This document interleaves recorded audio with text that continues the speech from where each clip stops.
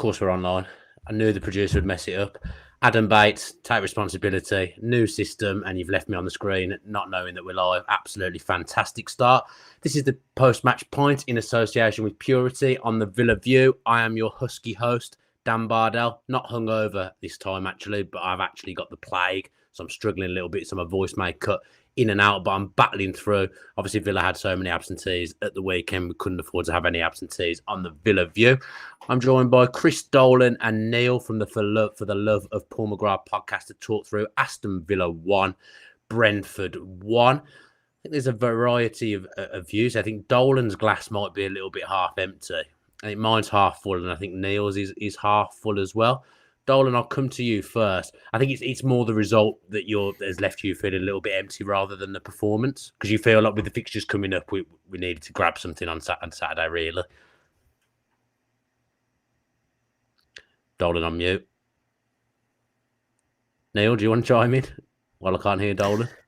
Yeah, I'm a small bit more glass half full, as I said, because I can understand that, like the map that Dean Smith has laid out for this year, he hasn't even gotten off the first step on it yet, because look, realistically, we're down 8 players more or less, give or take, from what he wanted to be able to shuffle his deck with. He just hasn't been able to do it. And when you're left in a midfield with Carney Chukwuemeka, who, granted, look, he's going to be a star of the future. I thought he was okay in this game. I didn't think he was bad by any stretch of the imagination.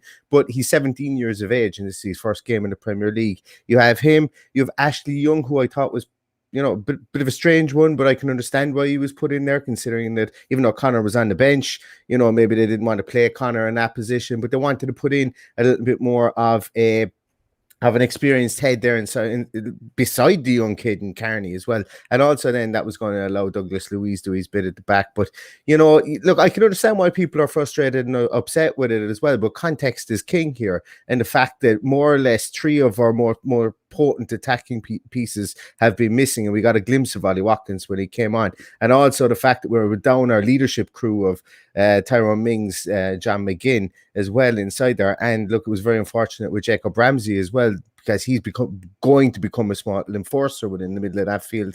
I can understand that, it must be frustrating for Dean Smith, and I don't think he should have any shame in coming out of that and saying, listen, 1-1 was probably a fair result for the game, but also it's one word, but they just wanted to kind of get out of it without having to lick their wounds too much and maybe look towards the international break. Not ideal to get a draw against a newly promoted team, but I can understand with the context involved in it that that's why I would have a glass half full in that instance. Dolan, have we got you? Have we got your audio? No, this could be one of the favourite shows of Dolan, not saying a word, absolutely no clue what's going on here. So Neil will continue to have a chat while Adam tries to fix Dolan behind the scenes. Absolutely disgraceful from Adam Bates. I think 4 points out of 9 is probably a fair reflection of where we've been and what's been going on. Players missing. We haven't had a full strength 11 across the 3 games. Watford, we were abysmal, deserved to lose. I think Newcastle, they'll be knocking around where they usually do. I thought that was a good win, but there were some things about Saturday. I actually enjoyed the game more than I enjoyed the Newcastle win in a lot of ways. I thought it was a good game. Brentford. I don't think Brentford will be near the bottom. I don't think Brentford will be a million miles away from us on what I saw on Saturday. I think I predicted Brentford to be around 12th. I think they'll be well safe. And in some ways, they were better set for the weekend because they've not done loads of business. They're kind of more into their manager's ethos. They're years into a journey now with Thomas Frank. They all know what they're doing. They're solid at the back. They look very good with the 3 at the back. Dangerous on the counter, caused us problems. I think going ahead was a massive thing for them. And we're just a bit of a mishmash at the moment with so many players missing. You take that amount of players out of any team, Neil, and it's going to be a struggle to win a football match, I would say. But I thought we competed well and quite easily could have won. Absolutely. There was, you add up the amount of money those players are going to cost. There's about 200 million worth of players, lest we forget that there is 100 million pounds worth of identity, because our identity last season was get the ball to Jack Grealish, gone as well. And these things don't happen overnight, and you can be the best manager in the world, but at the end of the day, if you're bringing in an awful lot of different components into your team, And you made a good comparison with the Brentford side there, with them being stable, and a team they've played together, and played together and getting results at championship level. That's a big piece, because winning breeds a habit, and also playing that particular style of football that they play. You need to be playing week in, week out with that team, but Villa just haven't got that yet. And it's been one thing after another, whether it's been the upheaval prior to the season, whether it's been COVID, whether it's been injuries, and now with the international break coming up, it's probably a blessing in disguise, albeit that we probably have, and I don't know what side I come down on this yet, but we still have a talking point over the international break with the two Emmys gone to play with Argentina. And I just don't think that Dean Smith can catch a break over the first 3 or 4 weeks of the season so far. And when he does, I think we're going to be a formidable outfit, but I just hope that the damage isn't done from a morale point of view, over the 3 or 4 weeks after the international break. But as I say, I'm always glass half full in that instance. And I can understand why people have maybe think that 4 points out of 9 isn't good enough.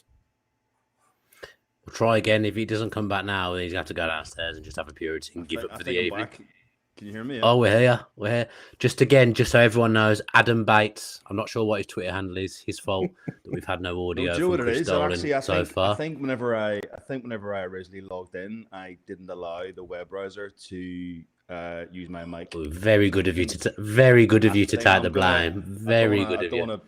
I don't want the world of YouTube to give Mr. Bates a hard time, because I think it was my fault. So all good. Okay. Right. Yeah, as I say, we've tried to be clever tonight. We've got a new setup, some new microphone gear, and a new back end. And obviously, there's been some teething problems when you've got someone like Dolan who doesn't click on the right thing. These things can happen. Yes, Chris Dolan is a very kind man. Obviously, you've not heard anything that me and Neil have just been speaking about Dolan, but you just explain your feelings on the result of the weekend.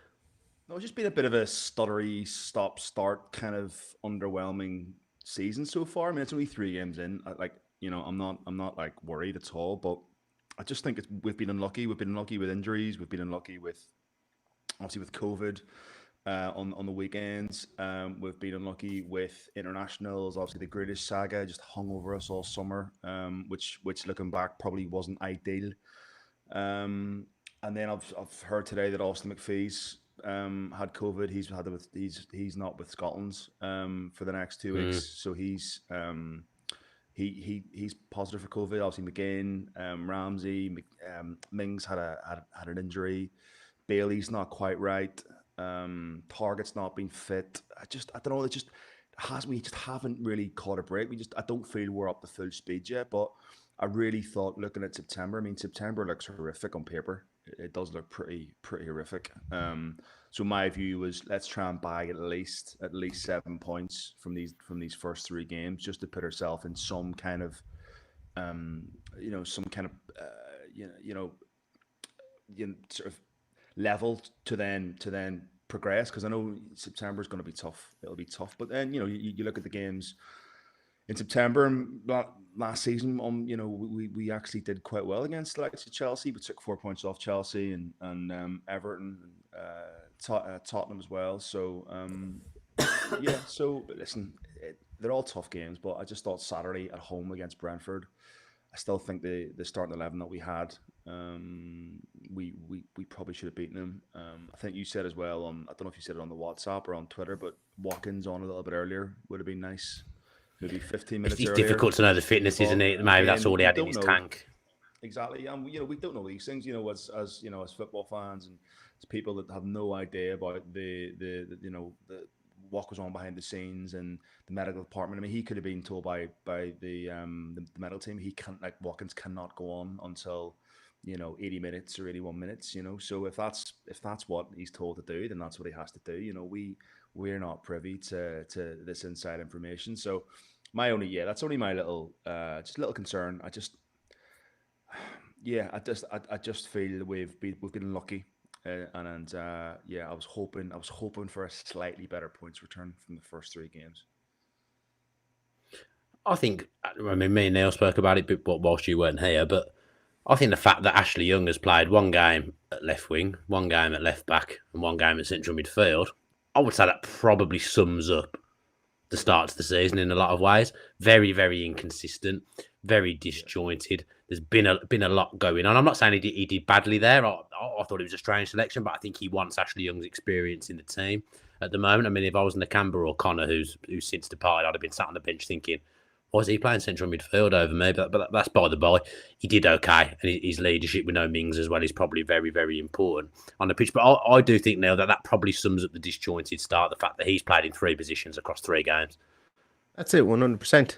Absolutely. It's a case of, I suppose one thing I will say, and I'm not going to say it's a criticism of Dean Smith, but I think by playing Ashley Young in the first 3 games and in every instance where he was picked, I think it was the safe choice when he picked him. He picked him at left wing. It was a safe choice to try and protect Targett. Picking him at left back, it was a safe choice because he didn't want to bring Targett in at left back after the roasting off from Ismail Assar. And then picking him in midfield was the safe choice as well because he wanted to have experience inside there beside Carney Chukwuemeka and somebody who could maybe go forward and just patrol around the middle area, also giving a small bit of a help to the left-hand side as well, which if McGinn was in there, maybe that was something that they were probably trying for him to do because, specifically with Ashley Young and Chukwuemeka coming in, this isn't something that they would have planned for all week. A lot of this information, and I think Dean Smith said that it was Thursday. I think he said that they found out that this was going to happen, so that really only gave them Friday to work on it. And that's they had a completely different team in their head to pick. So Ashley Young was probably the safe choice. He could do a small bit of everything and be a small bit steady inside there alongside Carney Chukwuemeka. He could have played Marvelous Nakamba, as you say, absolutely, and gone with 2 number 6s, but could Carney cover all that area in front and play as an 8, plays the only 8 within the team?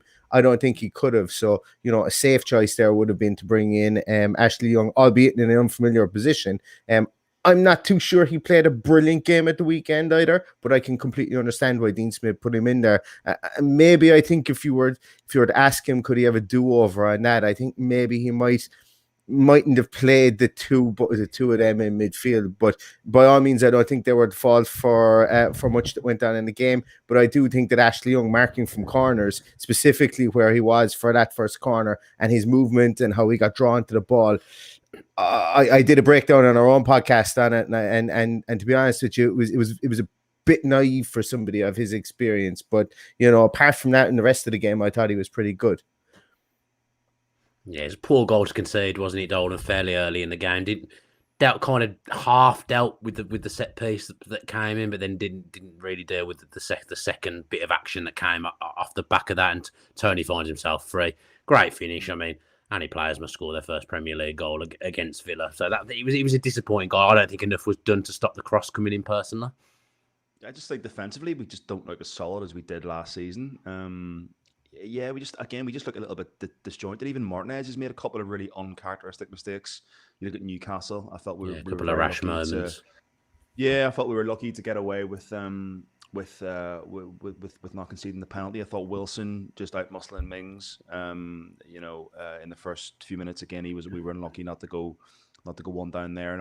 I know that Rico Henry had a glorious chance, which just whistled past the post, and I just don't feel we've clicked yet.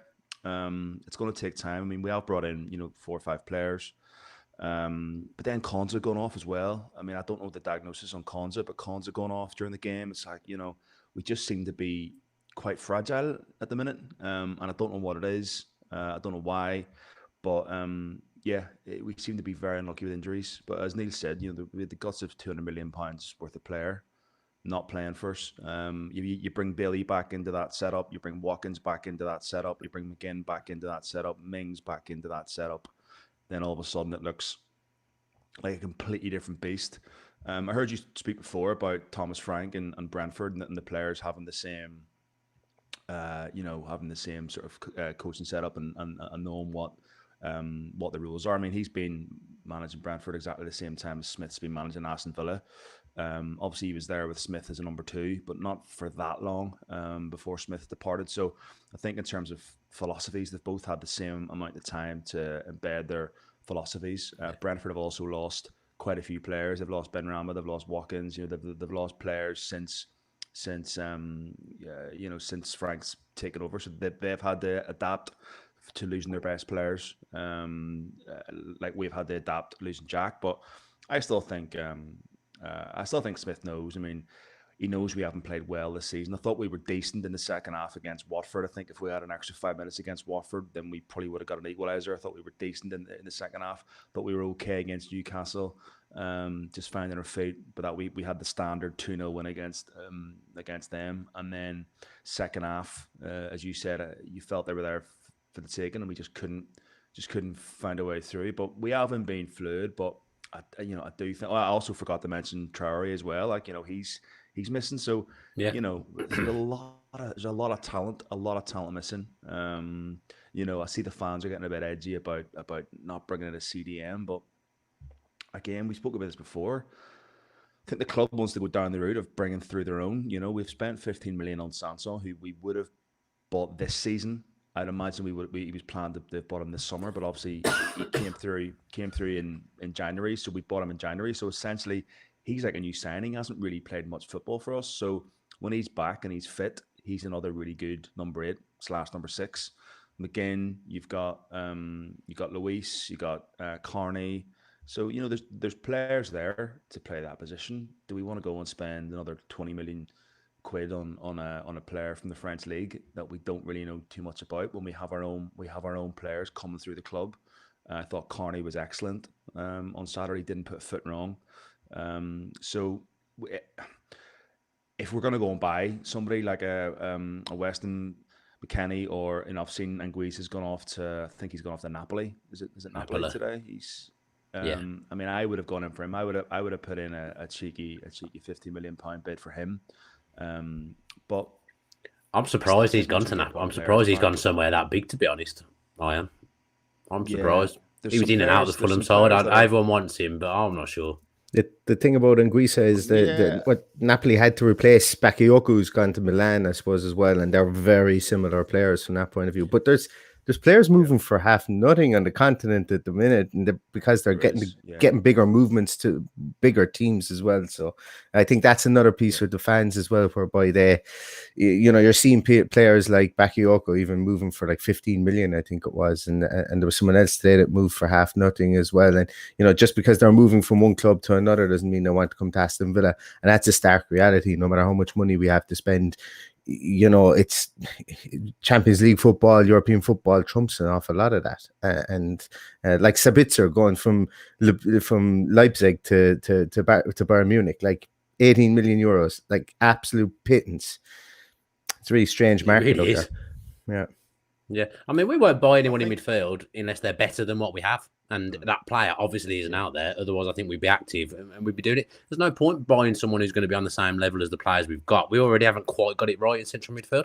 So they're not going to go out there and spend money on someone who isn't better than what we have. So people panicking about the midfield. If the right player doesn't come along, we've been down this road before. I'd rather not do it. There's no point spending money for the sake of it. There's enough players there already. We've talked about in terms of numbers. Yes, we've got a lot of injuries at the moment. But unless... like Bailey is a level. I've said before, a level above. I think what we could possibly should be getting on. Amazed we managed to pull that one off because he's a fantastic player. If something like that came up in central midfield, the club would absolutely 110% go and do it. The money's there, but they won't just flit it away on nothing and people who aren't better than what we already have. So I kind of get it. I mean, I got to say, I thought Luis was very, very good on Saturday. Back to the Luis that we saw post lockdown, where he came in defensive midfield and was finding himself in the right place. Very good defensive contributions, keeping it simple, laying the ball off. I thought Luis had a great game, actually. On Saturday, I'd probably have given him the man of the match. I thought the first half in particular, he really stood out. And I suppose the other thing, Dolan, is, we went 1-0 down against Watford. It became 2. It became 3. On Saturday, quick response. Buendia is still finding his feet. I thought he got better as the game went on because I think his fitness improved as the game went on, as stupid as that sounded. Lovely goal, but a good response as well, and that's encouraging. Oh, we've lost Dolan again. Absolute disaster. I'll have to go to you, Neil, and ask you. But a good response, wasn't it, Neil? It was a fantastic response. Yeah, look, it really was, because Adam Bates. because as you said yourself, look, that the team being, I'm not going to say fragile in confidence, but a team that obviously had all the upheaval 24, 48 hours beforehand, come back into the game like they did, and it was a great goal. And it was the best thing about that goal was the movement. You get to kind of see what not kind of see, you absolutely see what Danny Ings brings to the team.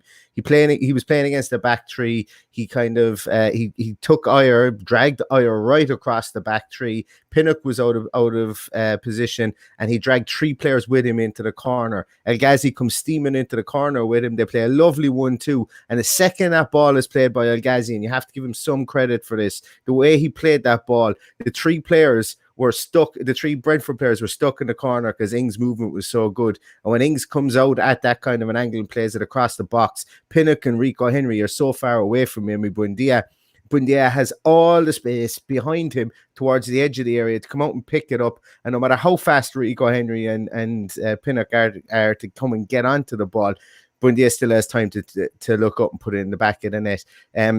It was really, really well worked goal. Carney Chukwuemeka actually plays a brilliant role in it too. When the three Brentford defenders are with Ings in the corner, Carney makes a run towards them as well and kind of hems them into the corner so they can't move. I don't know whether it was by design or what happened with that run, but if it was by complete and utter luck, I'm telling you, this guy has it in spades. Then Carney has, because he just knows what to do. But it was really, really good, really well worked goal, and that pass was inch perfect. That layoff pass, that wall pass from El Ghazi was inch perfect into Ings' foot. And look, as I said, the next thing we saw was the ball whistling into the top corner. Really, really good goal. It was more so the way the ball was, the goal was worked, because one of my biggest criticisms of the team so far is we're not creating chances in open play. But this one was very much a chance of our own creation. And while the shot did come from outside the box, I'd love to see a bit more like this again as the games go on and on.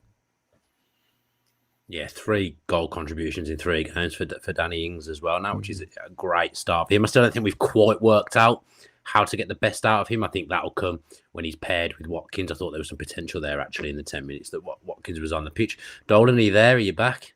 I think so, yeah. I think I'm back, yeah. Yeah. No, I mean, I don't know how much of that you heard, but it was a lovely goal and good for Buendia. No, I heard it. To be off the mark.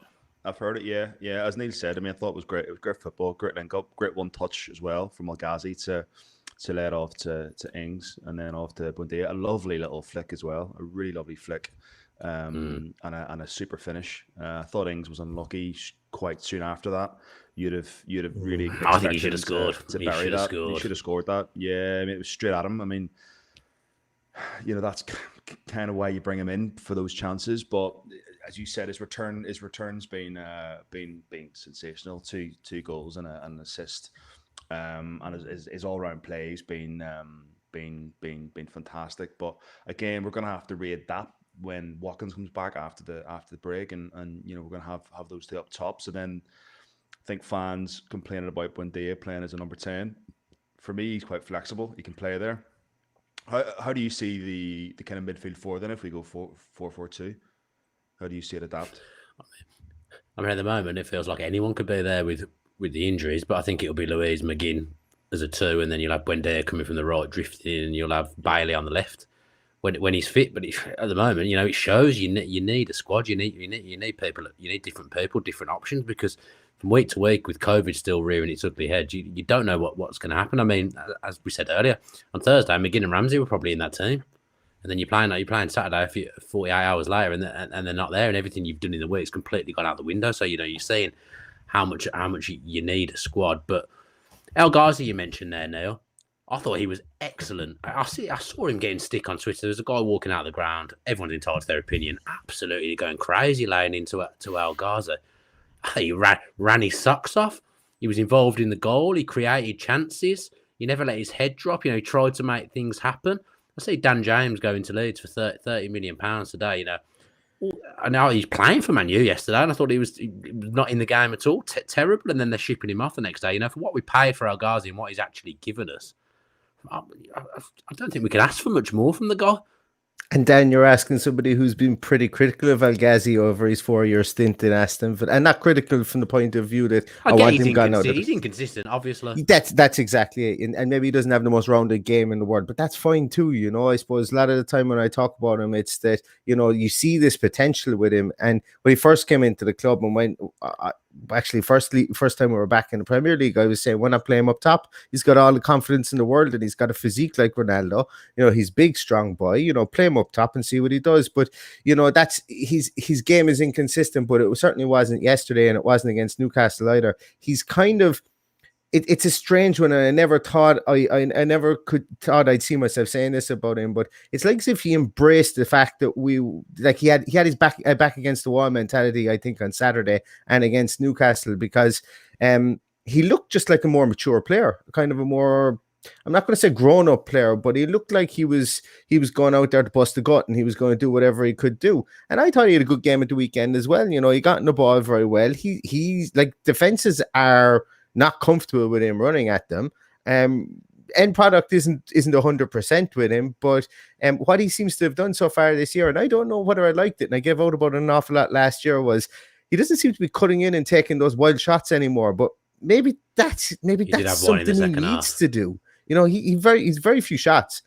I won a pile of money off him last year. El Ghazi over 3 shots, absolutely just that's your piggy bank. Like, you were making money off that every week, every Saturday and every week. But now he's not taking shots anymore. And I wonder, maybe is, like, obviously somebody said it to him, but he's still impacting the game in a good way, I think. And yeah, so far I'm quite happy with him there, and he's definitely a massive part of the squad. I know Roma were interested in, or we're talking about 17-18 million for him. As you said, if Dan James is going to Leeds for 30 million, well then, I'd be cancelling any plane tickets to Roma if they were thinking about selling him for 17 or 18, because while if other teams in the continent are getting bargains, they shouldn't be getting bargains out of Aston Villa for someone like Anwar El Ghazi. I mean, I don't know why on earth you would get rid of him. I think he probably won't be in our first choice 11, Dolan, but, rotation when people are missing. I don't think you can ask for a much better player to come in on the flank. He ran his arse off on Saturday. I cannot overstate enough how hard he worked going both ways. Yeah, and I think fans' slight frustrations with Ghazi is his work rate. It's his work rate and his mentality. It's like, does he want it enough? But he, as Neil said, he does seem pretty fired up. He seems pretty angry this season, like he wants to prove a point. Because obviously he's seen players like Bailey come in. We've bought attacking footballers with Buendia, and he's probably got his back up a little bit. Because again, last season his numbers spoke for themselves, and the points return that we got from his goals and assists were up there, but he's played something like 95 games and scored something like 22 goals for us, which isn't, it's not a bad return for a player that fans don't rate. I just think with him, he's purely confidence player. I think once we show him some love, and he has some confidence, then he performs. What I want to see him do more of is just be a bit more direct, and believe in himself, because he has the ability, he has the talent. I just think he's lacking a bit of self-belief and a bit of confidence. And as we saw like last December when he went on that run, he came off the bench against Wolves, slotted away that penalty, and then he went on a goal fest. I thought against Palace and Chelsea, and he was just outstanding. So. I think you're right. I think he probably won't be in the first 11 week in, week out, but at the minute he's got the shirt ahead of Traore for me at the minute in terms of his consistency. But I thought he was outstanding. And again, he scored 3 goals in 4 games this season already. So yeah, people have pointed at some of them being penalties, but you still have to stick the penalty away. So what? He did more than score penalties last season. You've reeled off at least the games, the Everton game when he scored a worldie at the end of the game to win at Goodison for us. He's unbelievably impacted at times last season. I don't think he gets anywhere near the credit he deserves. And I honestly couldn't believe the guy. He wasn't just saying he was bad. He was absolutely ripping into him. Ridiculous. Yeah. He won us at least 12 or 15 points last season on his own. With his goals easily. So. Yeah, I think he was up there. For me, Martinez, Targett, Grealish, but he was certainly in there as one of our top performers last season, without a doubt. Yeah, and do you know what? I've met him a few times, and he's a really, really nice guy. He's a really humble guy, really polite, really genuine, really well spoken. So for me, yeah, I've absolutely no problems with him. I think he's a really, really good he's a really good footballer for us. And yeah, I just don't understand, like, but it's like every season fans pick on a player, and uh, they just turn on them, and with him, it's just been over the past few seasons. He's just had a couple of stinkers, and I think there's been a few times when I don't know what game it was, when was it Brentford? Was it the game we were at against Brentford in the Championship away, when Ben Rama scored in the last minute? And I think he took a knock, and he just didn't fancy it, and he just came off. Malpai, it was Malpai. Malpai scored, didn't he? Yeah, he wanted to come off. Was it? Yeah, he was Malpai. Yeah, I remember the game. Yeah, and he just wasn't. I think he's moved. He's moved away from that. I would say. I think he has. He's gone from that though. He's a different player from then. I would say. I think he is, but I still think a large portion of the other fans still think about those days in the Championship, and then even earlier when we came in that season, when we came in.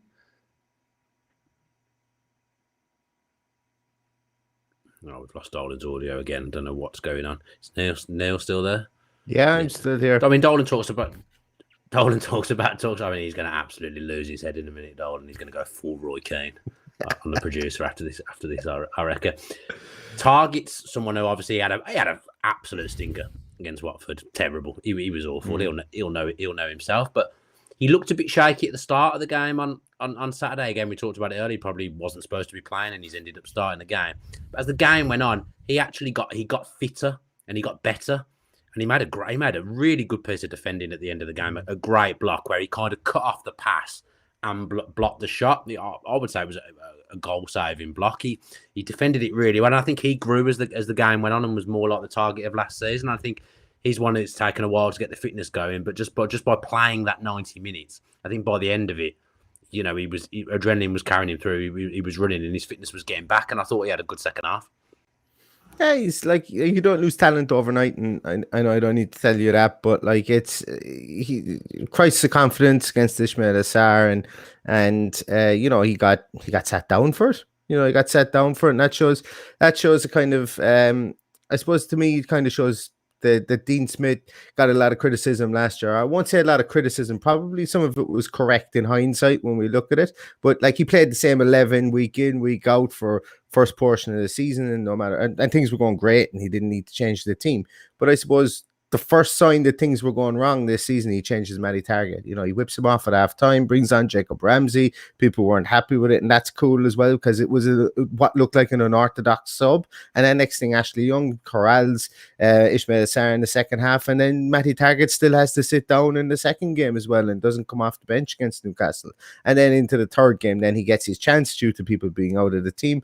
And it's up to him then to prove that he's going to hold on to that shirt at left back. And he did do some really good things. He did do, as you say, he did have one good track back, and I can't quite remember what the lead up to it was.